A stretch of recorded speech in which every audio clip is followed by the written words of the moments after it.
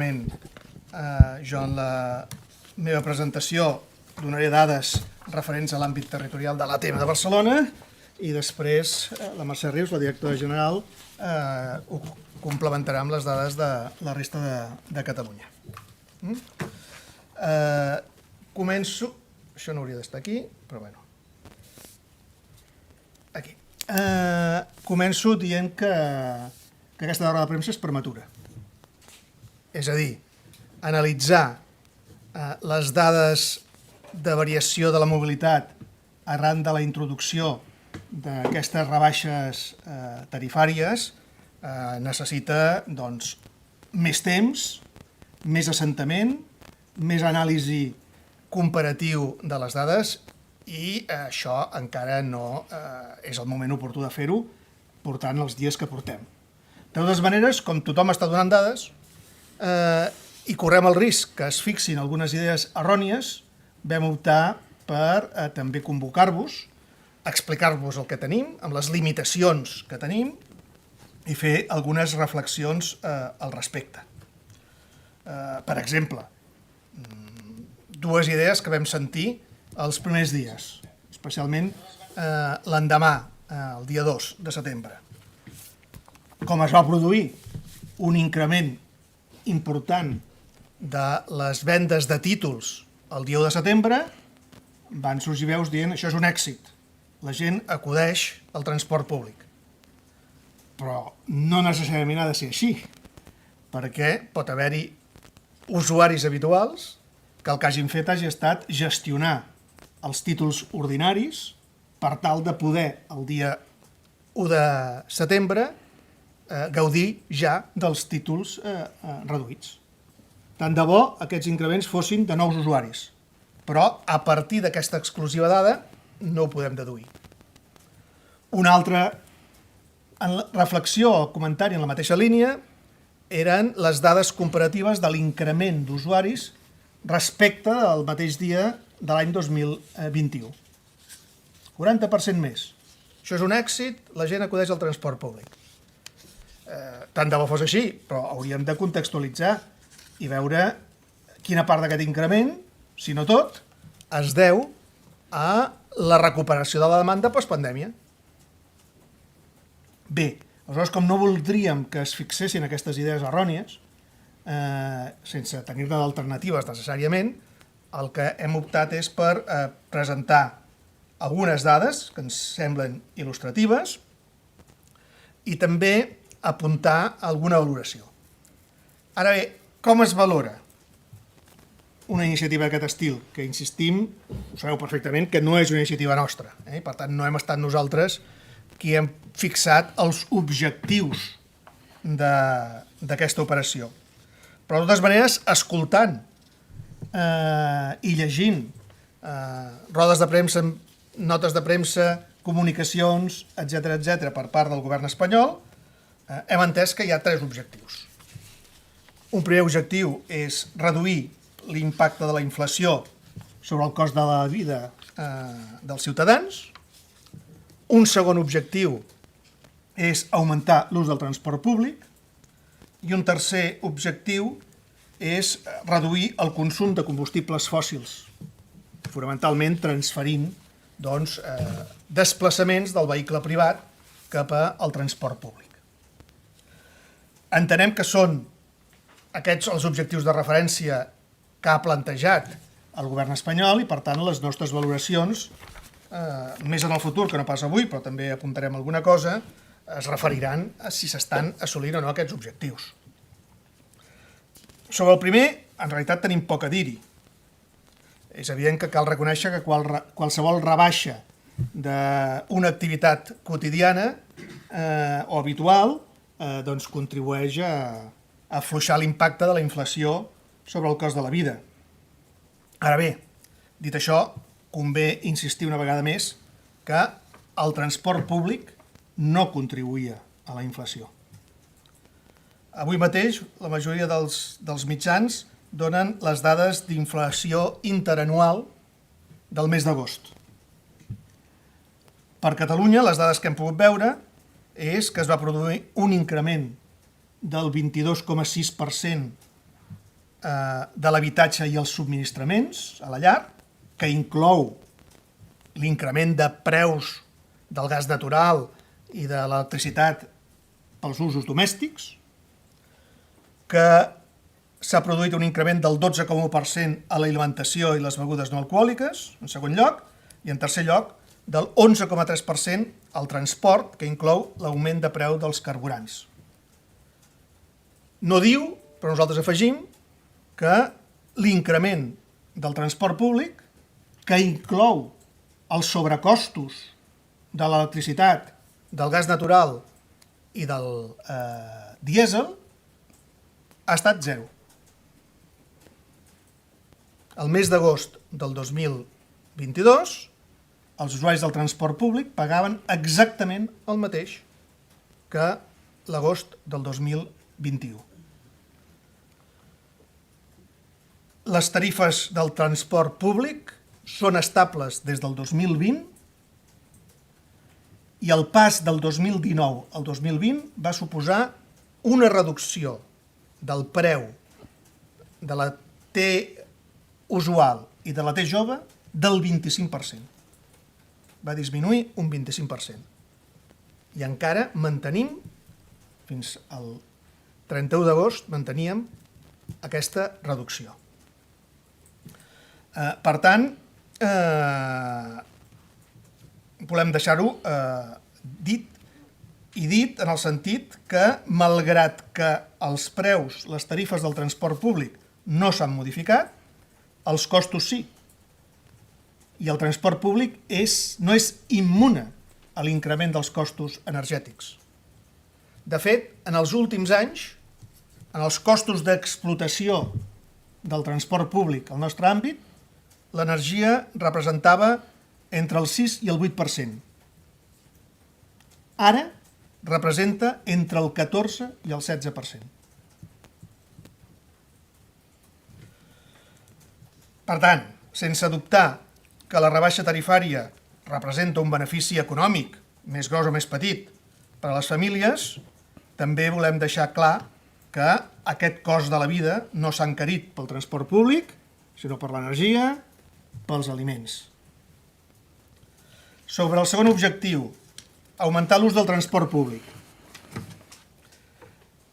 Des del nostre punt de vista, l'operació només té sentit si es consolida un increment de l'ús del transport públic més enllà del període de rebaixes.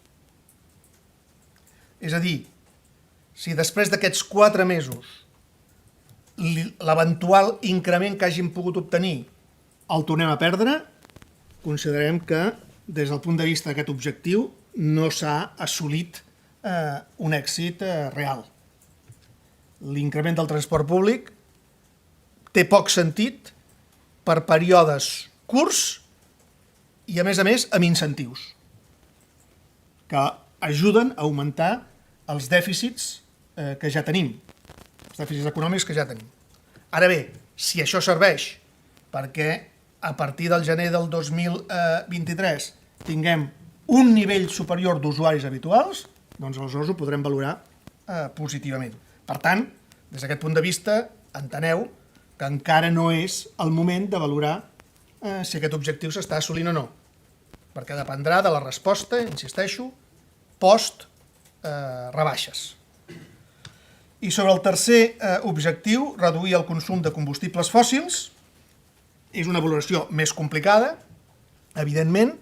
Aquí hem d'introduir i hem de combinar-la amb dades que proporcionen altres administracions en relació al trànsit, a la venda de dièsel, de gasolina, etc. De totes maneres, aquí també nosaltres tenim dades que provenen d'altres experiències de gratuïtat o semigratuïtat del transport públic a altres llocs, i s'hi constata, o s'hi ha constatat, que un percentatge important dels nous usuaris no era gent que vingués del cotxe, tot i que n'havia, sinó era gent que acostumava a anar a peu o en bicicleta. I que davant, era la mobilitat activa, i que davant de la gratuïtat preferien aprofitar-ho. Bé, en tot cas, això també és una qüestió que caldrà analitzar. De cara a aquests dos últims objectius, tot i que sobretot el primer doncs, dependrà dels resultats reals a partir del gener, el que s'hi ha fet l'ATM és encarregar una enquesta que es farà en les pròximes setmanes, no tindrem resultats abans de 2 mesos, ja ho avanço, als nous usuaris, específicament als nous usuaris, per saber d'on venen i on van. És a dir, d'on venen, si provenen de viatges a peu o en bicicleta o han deixat el vehicle privat, i on van si, després d'aquest període, la seva intenció és de continuar utilitzant el transport públic o pensen retornar als hàbits anteriors quan les rebaixes desapareguin. Tot això, insisteixo, ho anirem informant a mesura que tinguem informació. Ara bé, dit això, les dades parcials que hem obtingut, lògicament, gràcies a la col·laboració activa de TMB, de Ferrocarrils de la Generalitat, de Renfe, de Tram i dels operadors de transport per carretera, tant de l'AMB com de la Generalitat. Donarem 3 blocs de dades, el primer més extens i els altres 2 una mica més escassos. El primer són sobre validacions efectuades. Només donem dades del sistema ferroviari, és a dir, dades de metro, de TMB, dades de Ferrocarrils de la Generalitat, de Rodalies de Renfe i de Tram. Del transport per carretera tenim dades parcials d'alguns operadors, no d'altres, necessiten més dies pel seu propi sistema de control de la informació per anar consolidant aquestes dades i per donar-les, tot i que alguna cosa apuntarem al final, en un altre bloc, per donar dades allò no consolidades, hem preferit centrar-nos en els modes ferroviaris que representen ordinàriament el 60% de les validacions. Hem optat per fer una setmana completa i, per tant, hem analitzat les dades que van del dissabte 3 de setembre al divendres 9 de desembre. I les hem comparades amb les dades corresponents a aquest mateix període de temps, tant de l'any 2019 com de l'any 2021. Lògicament, no hem comparat el dia 3 amb el dia 3, el dia 4 amb el dia 4, sinó que hem comparat el dilluns amb el dilluns, el dimarts amb el dimarts, el dimecres amb el dimecres, el diumenge amb el diumenge.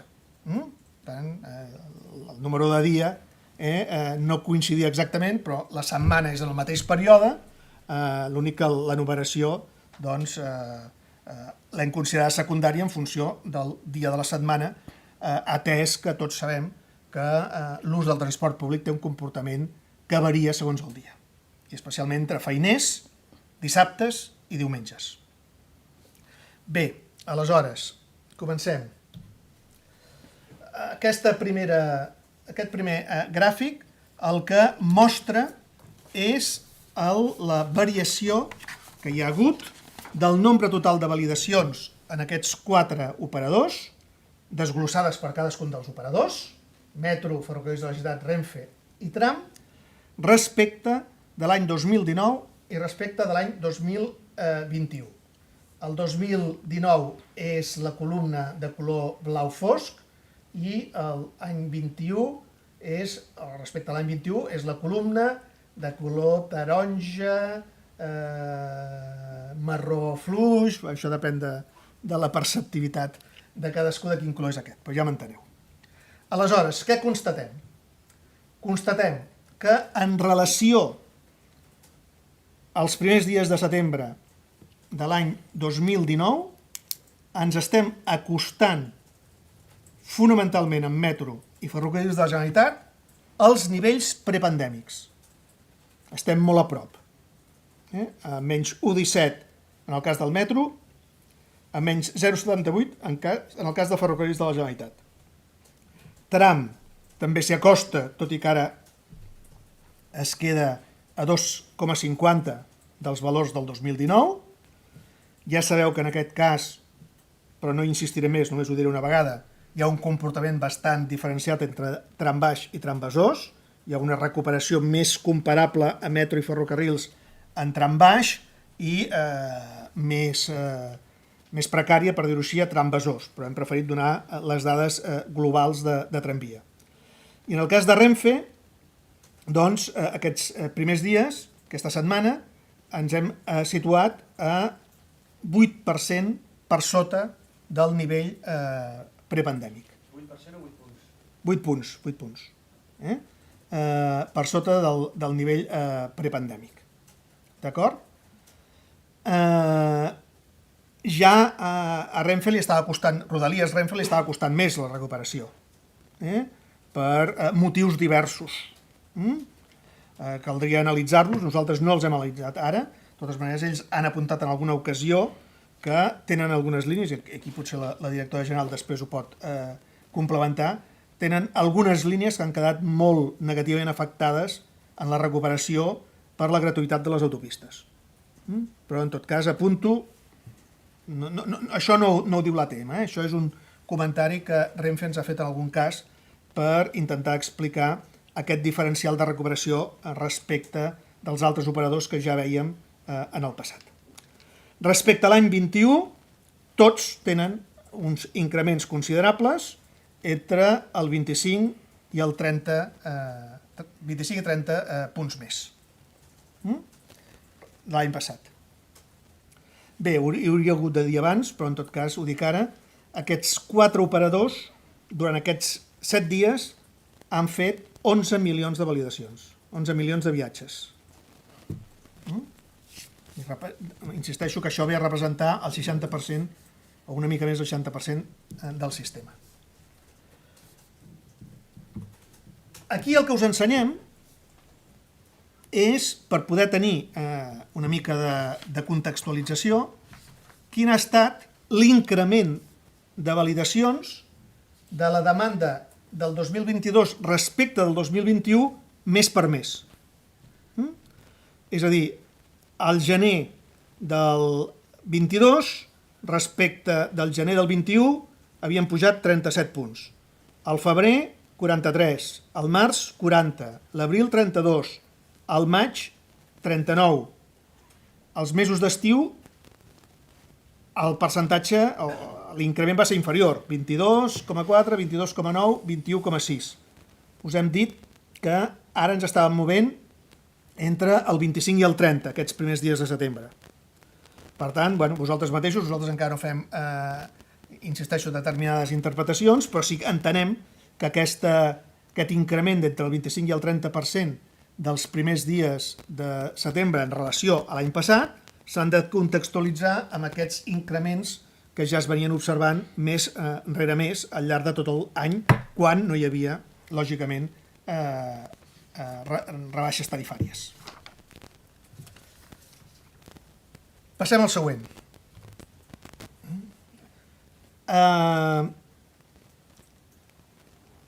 Aquesta és la mateixa gràfica primera, però només pels títols integrats.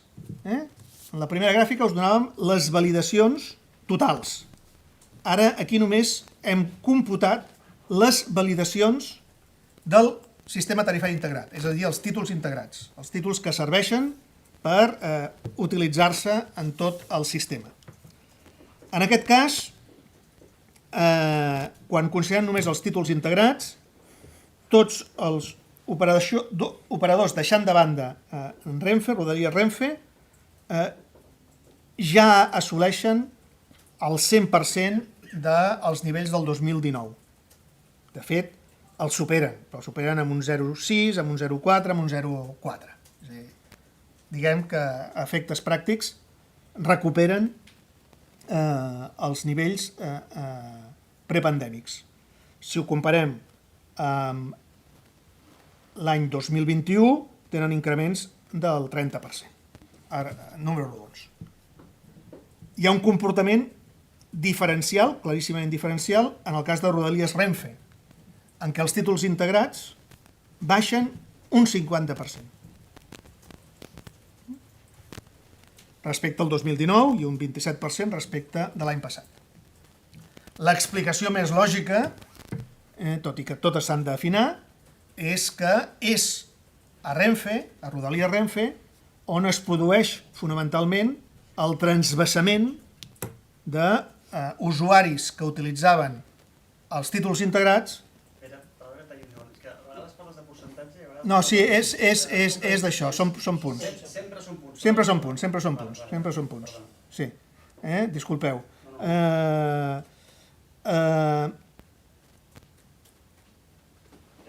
Sí, la meitat.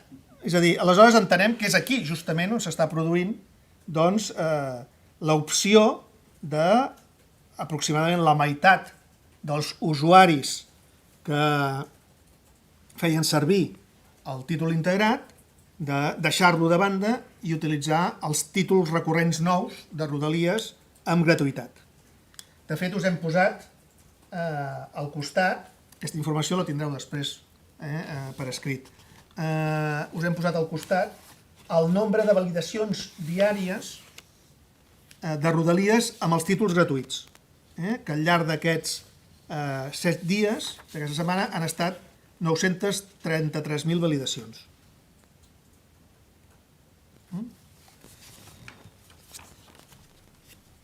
A continuació, tornem a la totalitat de títols, però els segreguem, ja no comparem amb altres anys, amb 2 anys, només ho comparem amb el 2019, i els segreguem per dia feiner, dissabte o diumenge. El color blau correspon a dia feiner, el color, jo en dic taronja, correspon a dissabte i el gris correspon a diumenge. En aquest cas, doncs, el que observem és que en el dia feiner doncs, el comportament és essencialment el mateix que s'observa en el primer gràfic, en el de la totalitat, però hi ha diferències significatives entre el dissabte i el diumenge. Mentre el dissabte doncs, s'iguala la situació del 2019 a metro i a ferrocarrils de la Generalitat, perdó, disminueix a metro, a ferrocarrils, perdó, ara m'he confós jo, És a dir, repeteixo, en el dia feiner el comportament és molt semblant al que hem explicat anteriorment pel conjunt del sistema. En el dissabte observem reculades respecte de l'any 19 en tots els operadors. I el que observem amb sorpresa és l'increment respecte de l'any 19 de l'ús del transport públic en diumenge. S'observa en tots els operadors i s'observa d'una manera molt especial en tram, que té 18 punts més que l'any 2019 en la utilització del transport públic. Si no enteneu, és a dir, una cosa és després fer preguntes, però si és per aclariments perquè no enteneu el que estic explicant, m'interrompeu, vull dir, no hi ha problema. D'acord? Per tant, aquí el que detectem és un comportament diferencial, tot i que només hi ha un diumenge que hàgim considerat, d'aquell diumenge que era dia 3, dia 4 de setembre. Aquest és el primer bloc d'informacions que fan referència a les validacions. El segon bloc d'informacions, que ja és més curt, fa referència a les vendes. Les vendes que s'han produït en aquest cas fins al 9 de setembre, des de l'1 fins al 9 de setembre. Com veieu, hi ha hagut uns increments molt significatius de les vendes. Només us aportem les vendes de TMB i de Ferrocarrils de la Generalitat, però són els que venen més en aquest sentit i els que ens podien proporcionar la informació d'una manera més ràpida. Però en aquest cas, la T usual doncs, multiplica les seves vendes respecte de l'any passat per 2,4 i la T jove la multiplica per 3,6 en el cas de TMB i per 3 en el cas de Ferrocarrils de la Generalitat. De totes maneres, com sabeu perfectament, és indiferent on es venguin els títols perquè són utilitzats, es poden ser utilitzats en tots els operadors. Però, com són els dos principals venedors, doncs amb aquesta informació se'n situa bé que sí que s'ha produït un increment molt notori de vendes. En la T casual, aquest increment no és tant. Aquí sí que és un percentatge, ha incrementat al voltant d'un 25% les vendes de la T casual. Hem volgut posar també les vendes de la T familiar perquè serveixi d'element de referència en la mesura que la T familiar no té cap rebaixa. Per tant, es ven al preu habitual. Aleshores, observem que les dues targetes amb rebaixa del 50% és les que tenen un increment de la demanda superior, els de la T casual més baixa i els de la T familiar també augmenten les vendes, però d'una manera més moderada. De totes maneres, insisteixo, això no significa que pugui haver-hi més usuaris. Això significa, d'una banda, que els usuaris de la T usual i la T jove, que són més cars, doncs, han gestionat majoritàriament la compra de les targetes per fer-les coincidir amb els primers dies de setembre i poder gaudir de les rebaixes, i que probablement una part significativa d'usuaris de T casual s'han passat a T usual, perquè els hi surt més a compte. Per donar una mica més de context, passem a donar-vos unes dades de T-mobilitat, que són les vendes també. Però perquè pugueu veure, perquè ens era més fàcil donar dades de T-mobilitat diàries, aquí el que hem fet és el gràfic en punts diaris des de l'1 de juny fins al 9 de setembre, posa 7 de setembre perquè són els punts que toca, però l'última dada és 9 de setembre, de vendes diàries. I com veieu, doncs ens movíem entre les 3.000 i 500.000, entre els 3.000 i 500.000, perdó, 3.000 i 5.000 títols venuts diàriament fins que va arribar la segona setmana d'agost, que van començar a caure, com és lògic, i aquests primers dies de setembre hi ha hagut un increment molt important, tot i que ja els últims dies semblava que retornàvem a valors anteriors, però això també calen més dies per donar-ho. D'altra banda, ja que hi som, tot i que ara passo novament a l'anterior, al primer bloc, que és el tema de validacions, però em semblava que era millor posar-ho després d'aquest gràfic, perquè dono exactament el mateix gràfic de la T-mobilitat, però amb validacions diàries. I en aquest cas veiem que estàvem instal·lats en les 200.000 validacions fins a finals de juliol, el mes d'agost va baixar, i el que portem de setembre, ens estem movent-nos ja per sobre de les 280.000 validacions. Per tant, aquí hi ha hagut un salt del 40% d'increment de les validacions amb T-mobilitat. Perdona, si has dit 200... 80.000, per sobre de les 280.000. I l'últim bloc d'informació que us volem donar és aquest altre. Ja us hem dit que no us donàvem dades d'autobusos perquè no les teníem consolidades. Però sí que el que vam fer va ser un seguiment d'unes quantes línies d'autobusos per poder comparar entre aquelles línies d'autobusos, aquestes són línies d'autobusos d'un cert llarg recorregut, dintre de l'àmbit del que és llarg recorregut a l'Ateneu de Barcelona, per comparar algunes línies que tenien concurrència amb línies de Rodalies, feien el mateix trajecte, o trajectes molt semblants, i que, per tant, la gratuïtat de Rodalies podia suscitar l'interès de transvasament de l'autobús cap al tren, i amb línies no concurrents, comparables a les anteriors, per les seves característiques, però que no tenien concurrència amb una línia de Renfe.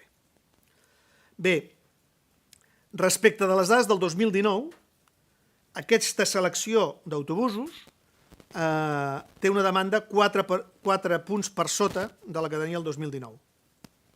Ara bé, quan la segreguem, les línies concurrents amb Renfe, amb Rodalies, tenen 12 punts menys, i les línies no concurrents tenen 3 punts més. És a dir, hi ha més demanda, més usuaris que no pas hi havia el 2019.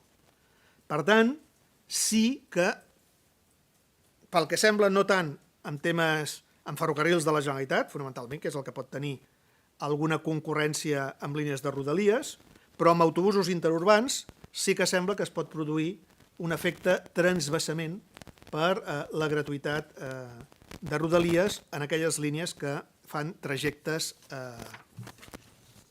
equiparables. Però aquestes línies no havien recuperat el passatge del 19, no? No, però la mitjana és el 4. Ja, però per tant, per què comparem amb el 19?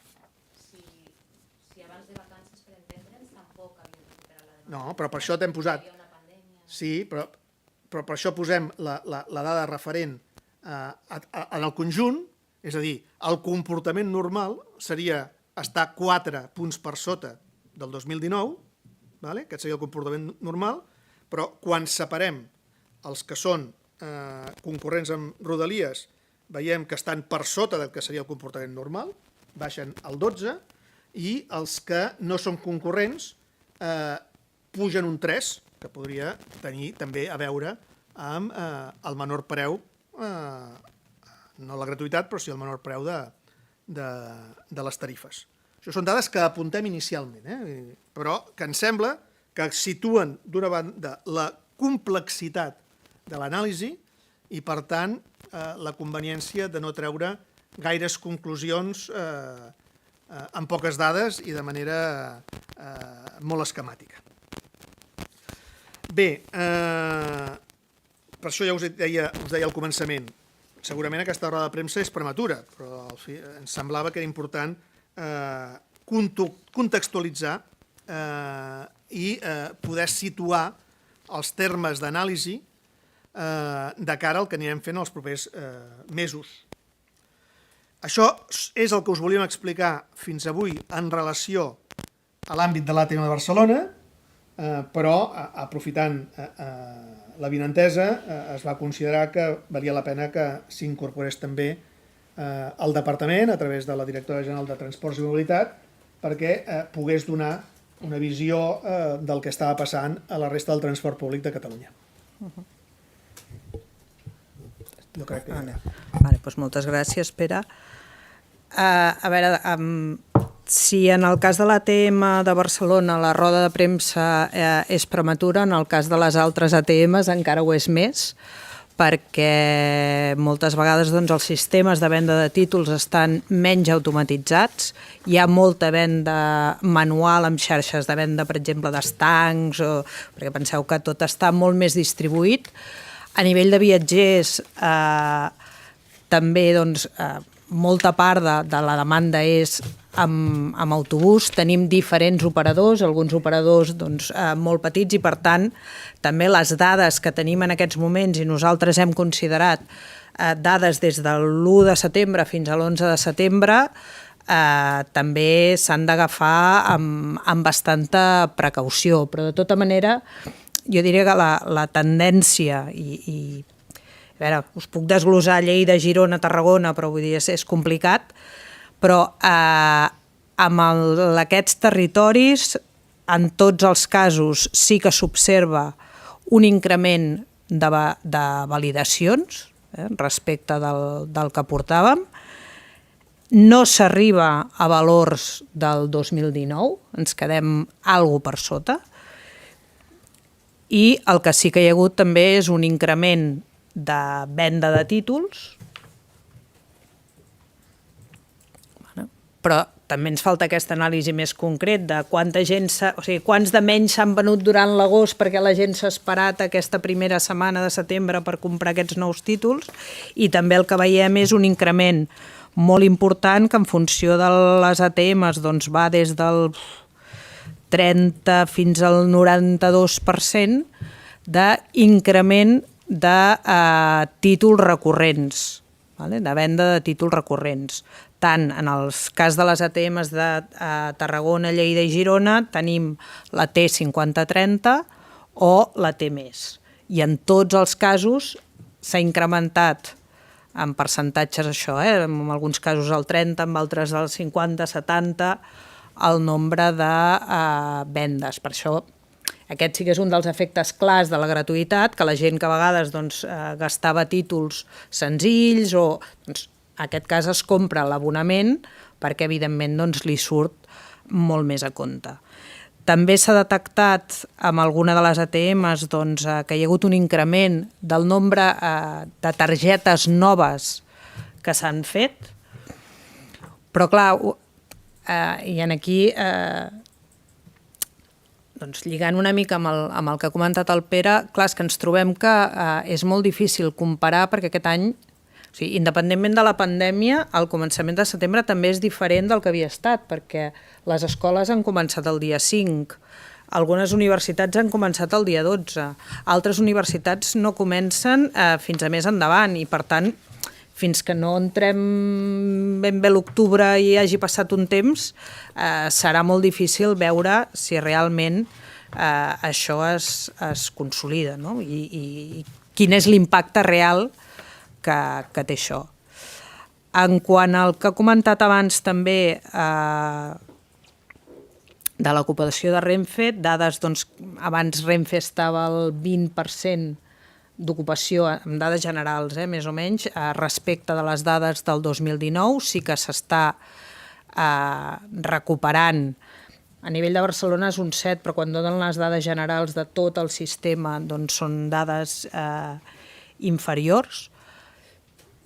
Per tant, encara tenen capacitat i l'altra cosa que s'està veient és que de moment, llevat d'incidències que s'han produït, doncs de moment encara els serveis de Rodalies tenen capacitat d'anar absorbint el servei sempre i quan, evidentment, funcionin en condicions normals. Pel que fa als autobusos interurbans i sobretot amb qui hem anat fent també més el seguiment és amb el tema dels autobusos express.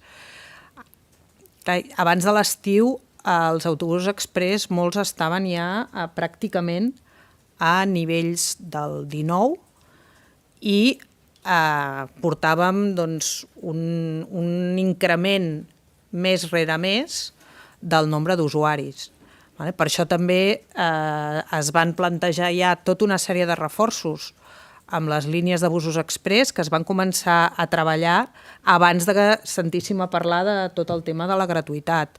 I, per exemple, doncs, es van reforçar molt tots els sistemes de Mataró-Barcelona, de Vic-Barcelona, el Vallès també que va a Barcelona, demà presentem Blanes a Girona i anàvem treballant amb aquests reforços, sobretot també per algunes de les queixes que teníem en hores punta, en els quals en algun cas hi havia viatgers de peus, que repeteixo que això està, i insisteixo, està autoritzat, però evidentment no és el nivell d'estàndard de qualitat que a nosaltres ens interessa. I aleshores el que ens falta temps per acabar d'analitzar és també veure aquest increment que s'està veient tant amb el nombre de validacions com amb el nombre de vendes, quina part es deu al creixement o a la inèrcia que ja portàvem de creixement en els últims mesos o quina part es deu realment a l'impacte de o bé la gratuïtat o bé de la rebaixa dels títols. En el cas de Renfe també, a part d'això, el que sí que hi ha són obres, hi ha hagut afectacions també en diferents trams i per tant, clar, això, i més que n'hi hauran, perquè ara aviat començaran també R2 i R11 i aquí, per molt que es posin serveis alternatius, pot ser que hi hagin viatgers que optin per un altre mitjà de transport.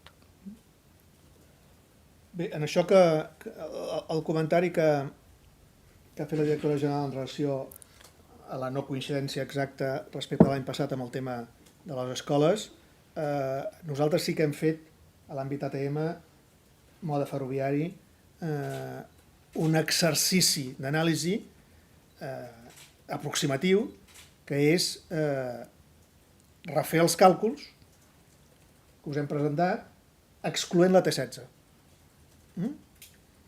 La T16 està vinculada, lògicament, a població escolar, i hem fet la hipòtesi de dir, home, podria haver-hi és a dir, si hi ha un increment molt notori de la T16 aquest any en relació a l'any passat, doncs podríem atribuir al factor avançament de l'inici del curs escolar un dels components de l'increment de la demanda. L'anàlisi, per això no us hem presentat, no dona sobre el global gaire incidència que puguem considerar notòria, excepte un cas, que és el cas de Ferrocarrils de la Generalitat, en què sí que s'aprecia doncs, una diferència entre... És a dir, sense la T16, el Ferrocarrils de la Generalitat, en comptes d'estar 0,8 punts per sota del 2019, estaria gairebé 2 punts per sota del 2019. Però també tots sabem, si seguiu el tema, que Ferrocarrils de la Generalitat té una certa especialització en el transport escolar i té trens escolars específics, etc. I per tant és lògic que aquí es pugui produir una incidència que realment pugui alterar els resultats. No sé si vols afegir alguna cosa més, i si no, doncs ens posem a la vostra disposició per les preguntes o aclariments que vulgueu que fem.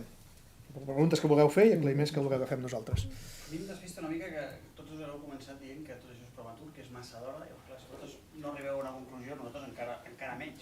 Hi ha alguna dada de totes les que heu donat que considereu significativa? No és que us demani que ens feu la nostra feina, però alguna cosa a la que considereu que sigui realment representativa del que està passant? Perdona. Jo l'única dada que nosaltres fem una lectura allò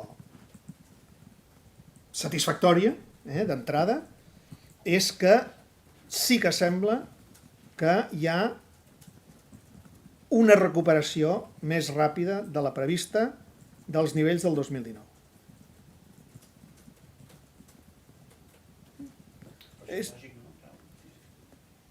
No va molt lligat al fet que són gratuïts i per tant hi ha molta més gent.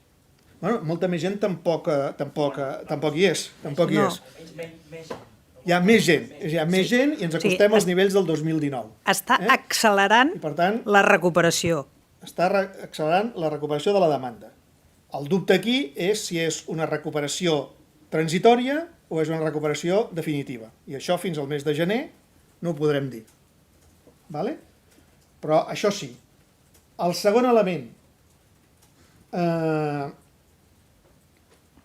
i no en diré més, el segon element que apunten aquestes dades és que no sembla que l'efecte gratuïtat de Rodalies tingui efecte sobre els altres modes ferroviaris, però que sí el podia tenir sobre algunes línies d'autobusos interurbans que fan els mateixos trajectes que les línies gratuïtes de Rodalies. Aquestes són les dues úniques conclusions que amb les dades que tenim avui podem defensar.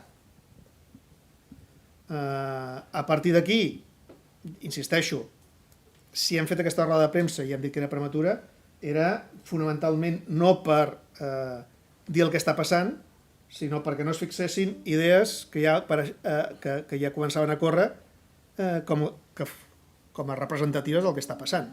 Vull dir, hi ha un increment? Sí. Hi ha un increment espectacular? No.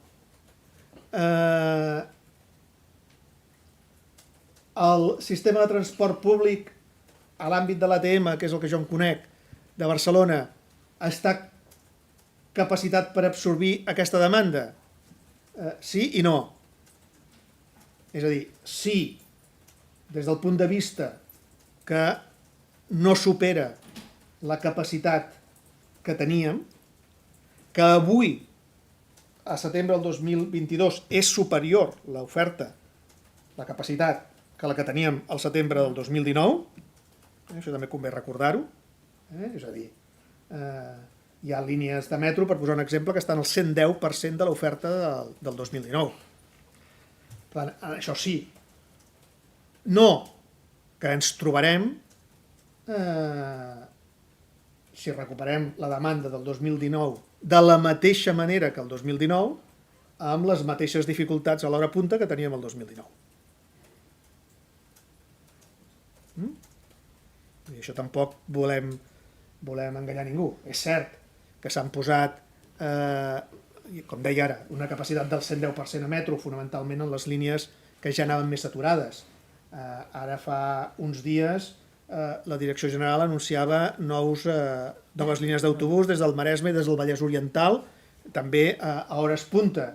Les línies metropolitanes d'AMB han pogut reforçar-se també amb més vehicles. Per tant, estem amb una mica més de capacitat que la que teníem aleshores. Però si la gent continua concentrant-se en 2 o 3 hores del matí per fer els seus desplaçaments, doncs tindrem exactament o semblantment els mateixos problemes que teníem aleshores. No sé si ens poden concretar una mica quan més ràpida està sent aquesta recuperació respecte als nivells prepandèmics. És a dir, sense les rebaixes i la gratuïtat, quan hauríem assolit aquest nivell de passatge? Les projeccions de l'ATM eren arribar a finals d'any amb el 90% del 2019.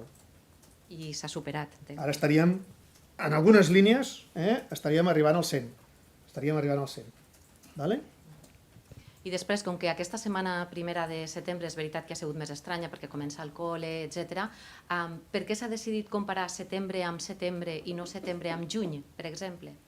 Perquè els mesos tenen comportaments diferents. Però en quant a quantitat de viatgers... Sí. Cada mes és una història. Cada mes és una A història. veure, jo a vegades, si tu fas un estudi de mobilitat, no el faries mai al setembre, vale? Perquè al setembre potser són dels mesos més estranys. Aleshores, clar, comencem aquest mes i és... Nosaltres, per la nostra experiència, tenim mesos estranys, tenim 12 mesos estranys a l'any. Perquè tenen comportaments diferents.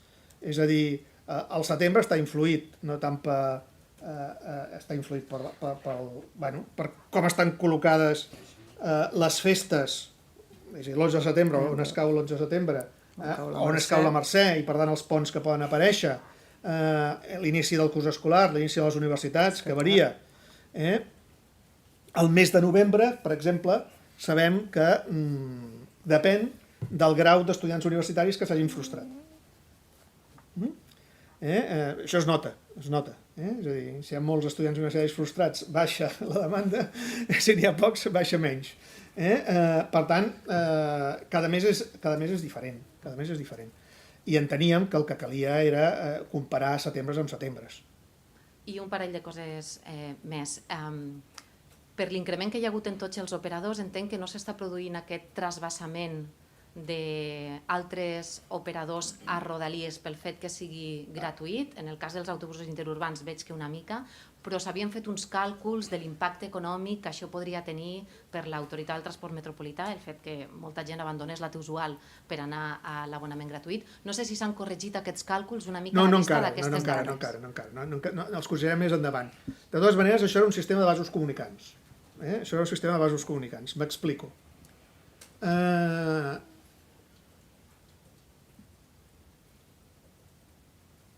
El govern espanyol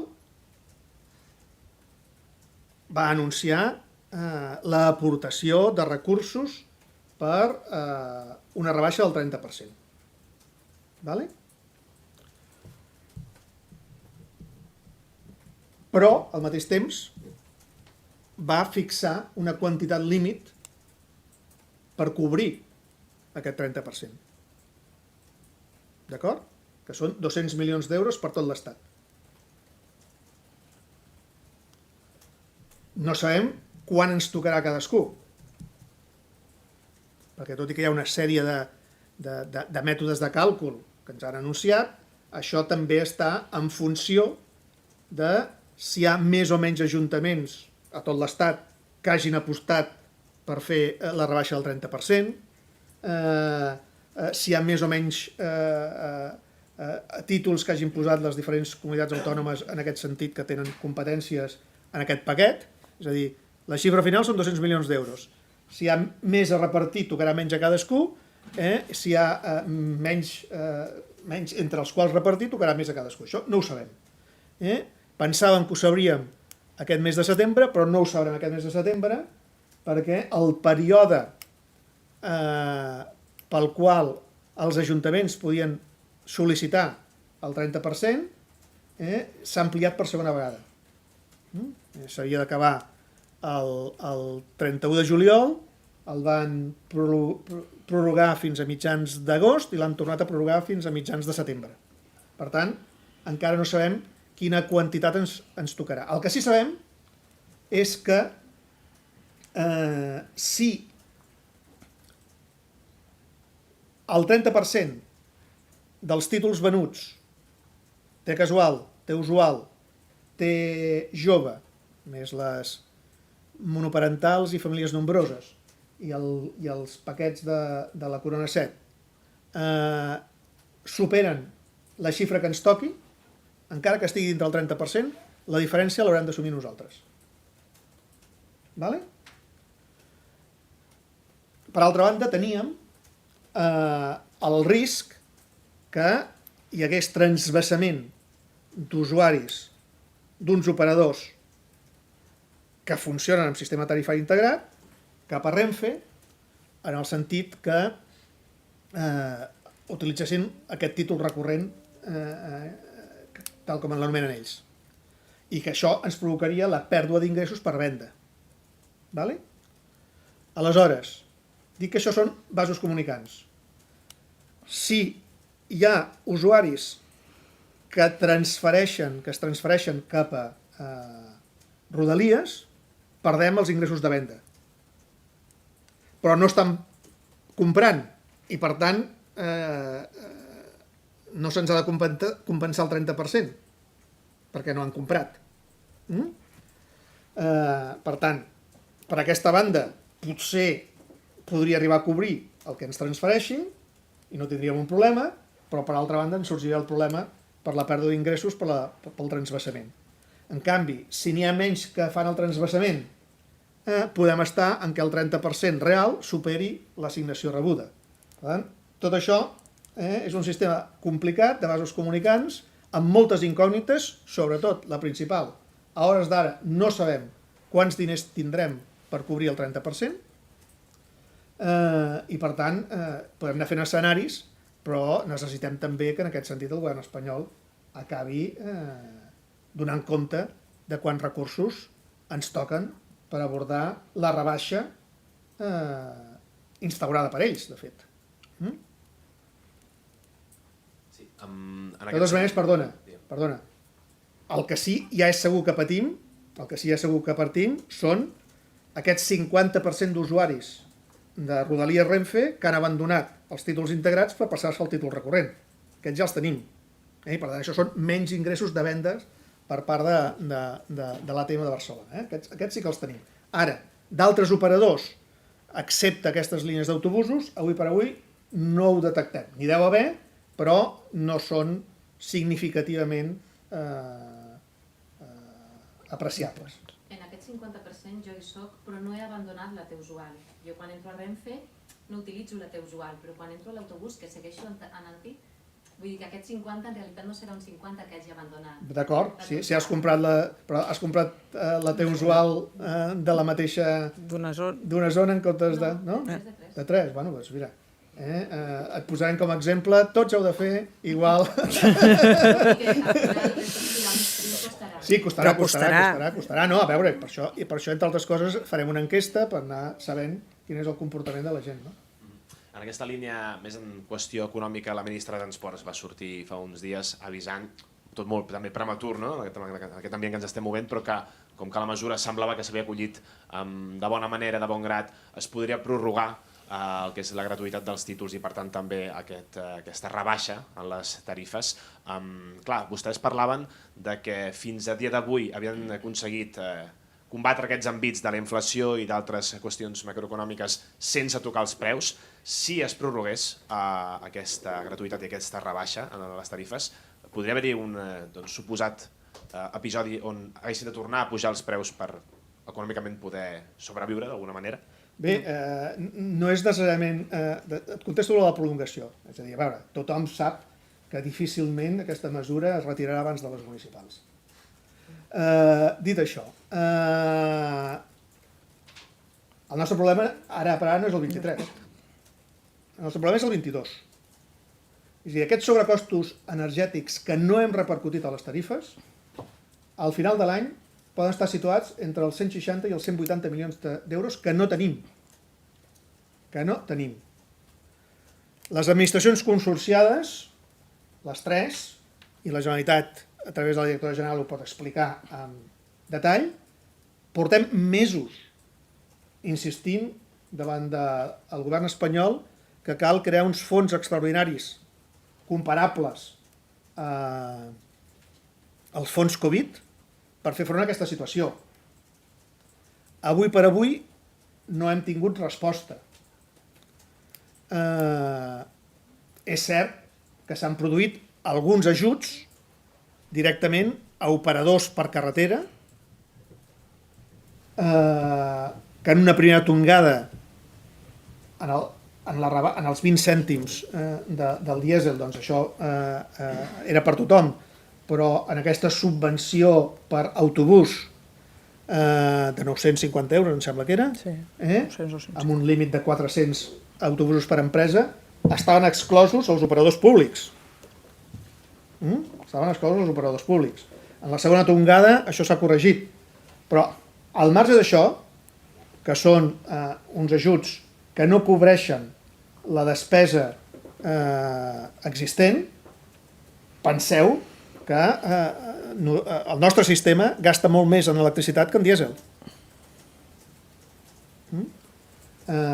I els preus de l'electricitat també s'han disparat enormement. Per tant, a hores d'ara, nosaltres tenim un forat que estem intentant tractar de corregir.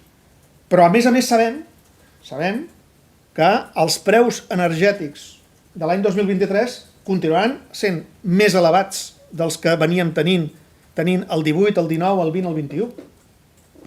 I, per tant, els pressupostos de tots els operadors per fer front a les despeses ordinàries de l'any 2023 també parteixen d'uns preus d'energia superiors als que venien sent habituals i que no es comptaven en les previsions que nosaltres teníem de finançament del sistema. Per tant, un problema econòmic el tenim i és majúscul. I aquí s'haurà de buscar una solució. Jo no crec que la solució en aquest context vingui per modificar tarifes o tornar a augmentar tarifes. No crec que vingui per aquí. Però alguna cosa s'haurà de fer. I potser s'haurà d'abordar un ajustament dels serveis. Però esperem no arribar aquí. Esperem que les administracions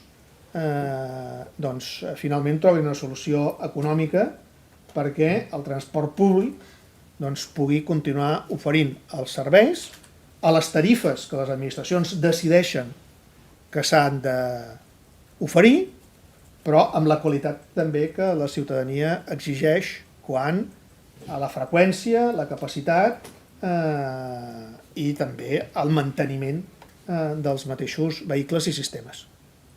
Pot dir aclariment, parlava d'aquest forat que han calculat a nivell de 2022, eren 160-180 milions d'euros els que, de moment, saben que els hi costarà i que no tenen... Això és el sobrecost energètic. És el sobrecost energètic. Evidentment, serà el sobrecost energètic fins al 31 d'agost. Potser encara no, perquè em sembla que ho tanquem els dies 15 del mes següent, per tant ho sabríem demà, però sobre aquesta base es va fer una projecció del que representaria tot l'any.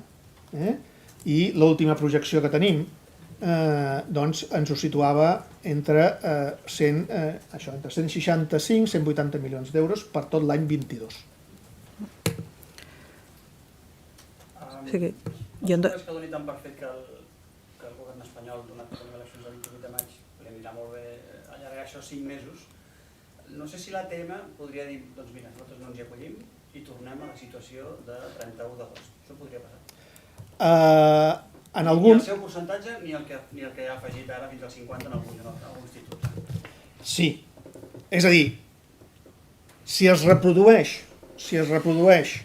l'esquema del 2022, d'aquests 4 mesos, correspon a les comunitats autònomes i als ajuntaments decidir si s'accepta o no s'accepta i s'aplica, per tant, la rebaixa del 30% que ofereix el govern espanyol. Per tant, seria una possibilitat, no dic que hagi de produir-se, però seria una possibilitat. L'ampliació al 20%, això és una potestat que es té sempre. És a dir, no es necessita cap decret llei del govern espanyol per poder introduir rebaixes sobre els propis títols. Vull dir, això és al marge de tota consideració i, per tant, lògicament també es podria decidir en les que s'ha complementat el 30% deixar-ho de complementar, però és una eventualitat. No estic prejutjant, no sé el que passarà. El que dic és el que seria factible.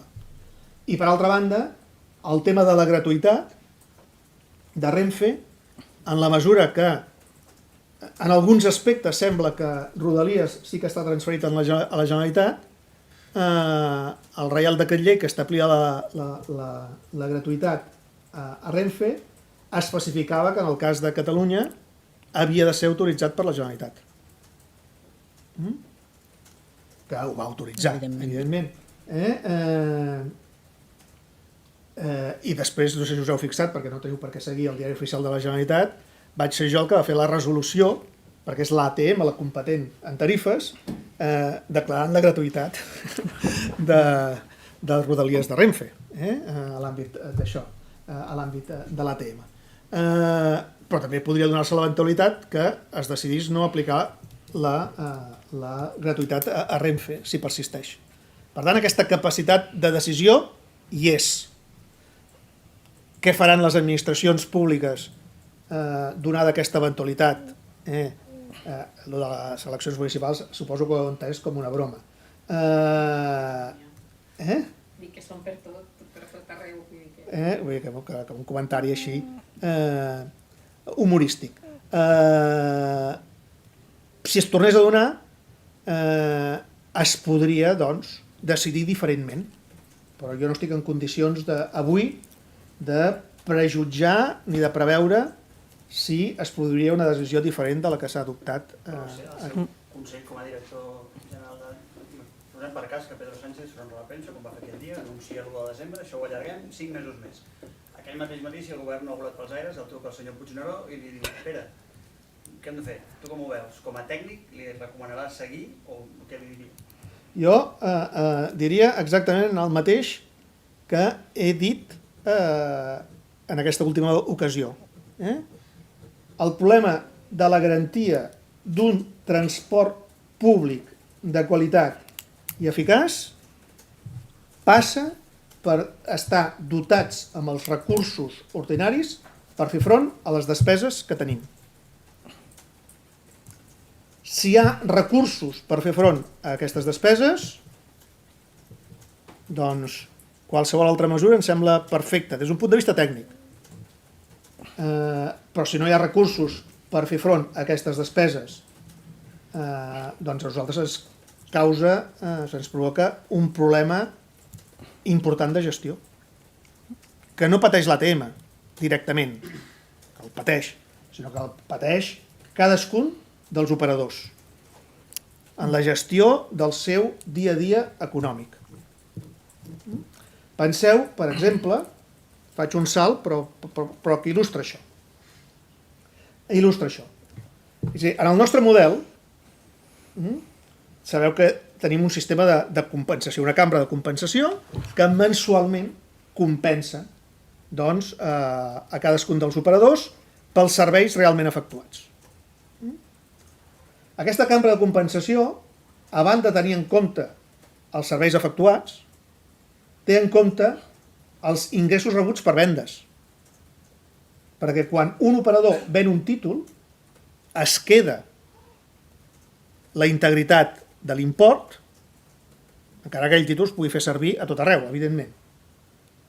Com no hi ha ningú que vengui més del que realment gasta amb els serveis que presta, doncs per això hi ha el sistema de compensació, però hi haurà uns que són compensats poc perquè han venut molt, i uns altres que han de ser compensats més perquè, tot i prestar els serveis, han venut menys. Vale? Disposar d'aquests recursos líquids doncs, ajuda molt a gestionar el dia a dia. Ara, aquests operadors es queden amb la meitat o el 70% del que han venut. Per tant, el seu dia a dia econòmic, de gestió econòmica, es veu sensiblement afectat. I a més, tenen despeses superiors pels costos energètics. Això no és fàcil de gestionar. I, de fet, en aquest sentit, la Generalitat, en concret, perquè era qui tenia la interlocució, va demanar al govern espanyol que pogués haver un sistema de bestretes, de manera que poguéssim avançar, o sigui, que ens fessin una bestreta a nosaltres i nosaltres poguéssim fer-la als operadors perquè no tinguessin aquesta reducció de liquiditat. I se'ns va respondre que no hi havia diners disponibles per fer això. Per tant, la compensació pels títols venuts rebaixats es farà a toro passat. I mentrestant tenen doncs, un impacte en la gestió diària, és a dir, al final no han de tenir un decrement en els seus ingressos, però sí hi ha un decalatge en la disponibilitat d'aquests recursos. I això, per tant, des del punt de vista de la gestió diària, és un problema que han de resoldre ells. I insisteixo, a més amb costos superiors.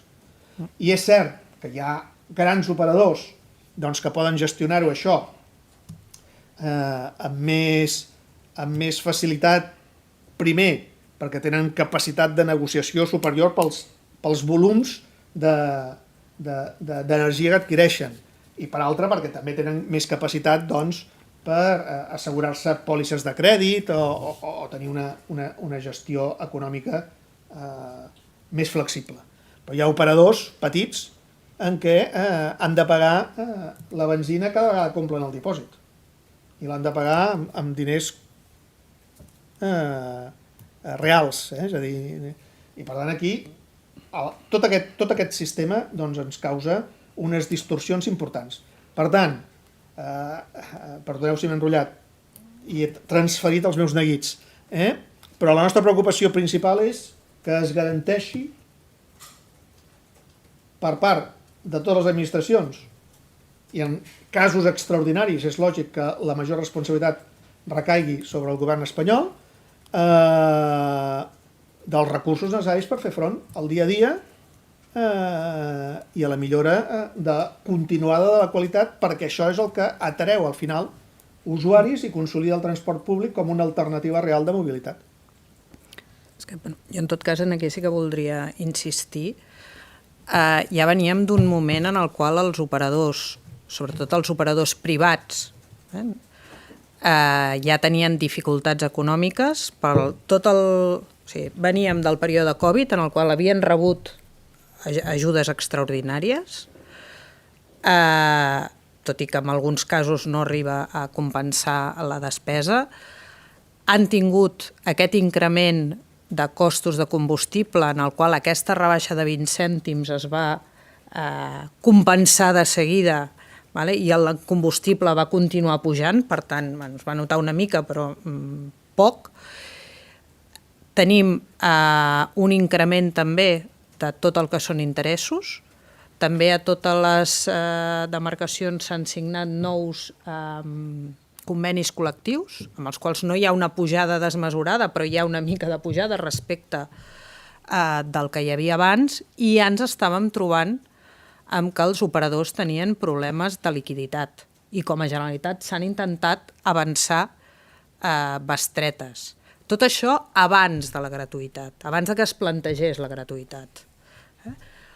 Portàvem ben bé tot l'any reclamant i enviant cartes i reunions amb el Ministeri de que arbitressin un fons similar al que el fons Covid. En el seu moment el que es va fer van ser aquests 950 euros i ara es van repetir ampliant-ho tots els autobusos urbans, però això respecte de l'increment de cost que hi ha hagut és poc significatiu, o sigui, és una ajuda que s'agraeix, però no soluciona el problema que hi ha. I quan es va plantejar aquesta gratuïtat, una de les coses que vam dir és, home, en aquesta situació a sobre no podem reduir els ingressos, perquè de l'Estat el que sabem és que a partir de final d'any cobrarem. I aquesta és la resposta. I quan els hi vam dir, escolteu, si es fa aquest tipus de rebaixa, feu una bestreta perquè els operadors no hagin de patir. I aquí diu, escolta, jo és que segons com, igual com van fer ERTOs durant el període de la Covid, doncs es pot...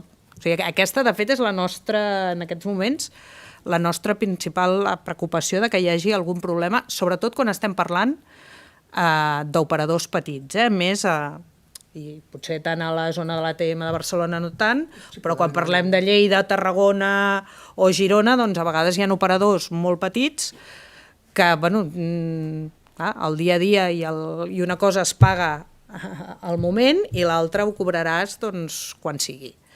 I aquesta és una de les preocupacions que s'ha traslladat repetidament en el Ministeri, per tant també si s'allargués el període de gratuïtat aquest problema també s'agreuja.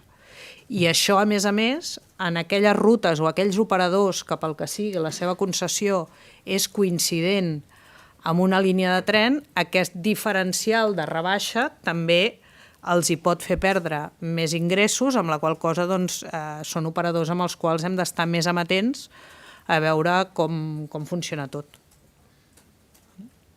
Una pregunta que respon molt de pressa. Has parlat de T-mobilitats recarregades i de validacions, però no sé si teniu xifres de quantes T-mobilitats noves hem tingut coincidint amb aquest període de gratuïtat i en quina xifra estem ara? Estem sobre nombre a veure, fem primer un aclariment.